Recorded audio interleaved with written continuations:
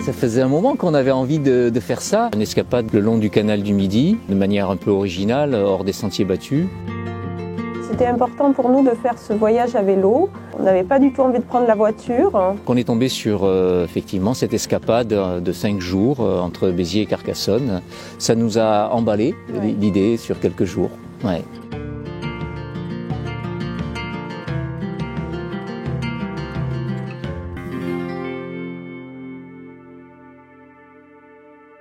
Le point de départ, c'était Béziers. Et alors, c'est une ville que je ne connaissais pas du tout. Moi non plus. Toi non plus, je crois. Totale découverte. Voilà, on l'a découvert avec beaucoup de plaisir. On ne la pensait pas aussi riche de patrimoine. Un beau point de vue depuis la cathédrale. On a traversé le pont Vieux et le pont Canal. Ce que j'ai retenu, moi, du canal du Midi, c'est ce tunnel qui transperce donc la colline. Le tunnel du Malpasse. Le tunnel du Malpasse, voilà. Ouais. Moi, j'ai complètement découvert le vélo électrique et j'ai beaucoup apprécié le confort de circuler en vélo électrique. Ça nous donnait la possibilité de découvrir lentement les choses. Prendre le temps d'apprécier chaque site. Le fait d'évoluer à vélo, ça nous a permis de faire des arrêts sur plein de petits spots nature. Que ce soit pour pique-niquer, pour se reposer. Un des avantages de s'être déplacé comme ça en vélo, c'est de pouvoir utiliser soit des petites routes où il y a très peu de voitures, soit carrément des pistes en terre. Oui, c'est très immersif de se retrouver comme ça en pleine Oui, il y a un côté espace, sans personne, isolement. Sans être non plus au bout du monde, hein. Et puis faire du vélo sur ces petits chemins entourés de vignes qui commencent à être en feuilles, avec l'orée des bois, des pins, c'est très, très photogénique et très agréable.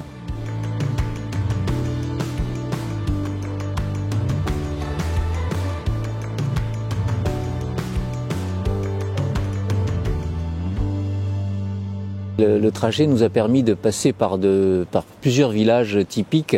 Bon, moi j'ai retenu Minerve, c'est comme une petite île entre deux grands canyons.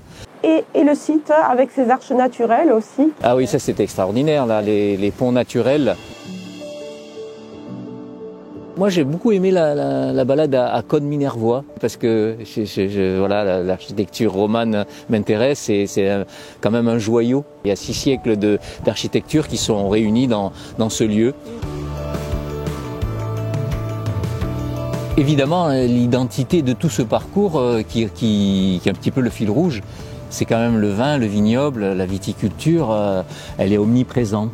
Et puis à Saint-Chinian, on a pu voir le moulin sur les hauteurs. Sur les hauteurs, de Saint-Chinian, très joli avec vue. Un panorama assez exceptionnel. On avait encore assez d'énergie pour visiter sur place après, lorsqu'on arrivait le soir, encore des choses. C'est vrai. On a beaucoup aimé le musée de l'Oppidum d'Ansérunes.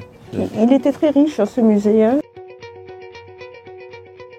Une autre surprise sympathique, c'était Notre-Dame du Crau. Oui, avant d'arriver à Cône, effectivement. Avant d'arriver à Cône. C'était tranquille, serein, c'est très agréable.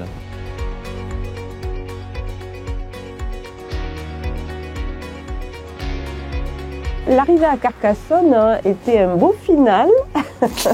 Ah oui, c'est le bouquet final même, je dirais. C'est vrai que cette cité, même si on la connaissait déjà, elle est toujours impressionnante. Oui, et puis ce que je connaissais pas, moi, c'est la Bastide de Carcassonne qui est aussi à faire. Et entre donc la Bastide et la cité, il y a un pont qui passe sur l'Aude, et puis là, on a des vues magnifiques.